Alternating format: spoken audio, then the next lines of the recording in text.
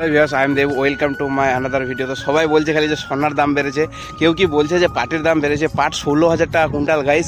আর এদিকে দেখতে পাচ্ছ বিঘা পাট হবে, দেখতে পাচ্ছ এই যে পুরো ফাঁকা ফাঁকা জমিগুলো দেখতে পাচ্ছ, পুরো পাট হবে। আর আমরা কিন্তু এবার কিন্তু 2 থেকে আড়াই বিঘা পাট লাগাচ্ছি, কেন যে পাটের দাম প্রচুর আর পাটে অনেক লাভবান হওয়া যায়। কেন যে তোমার 15 থেকে 16,000 টাকা কুইন্টাল পাট, তো নর্মাল তো 10,000 টাকা থাকবে।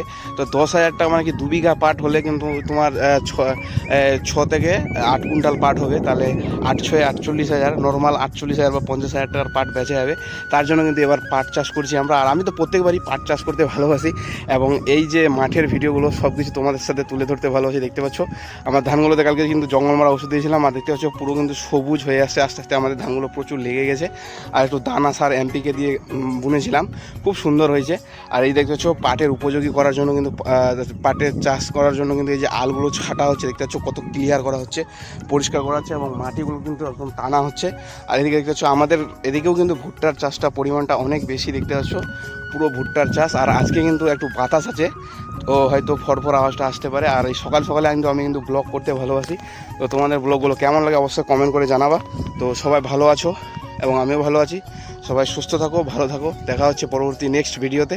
জয় জওয়ান, জয় কিষান।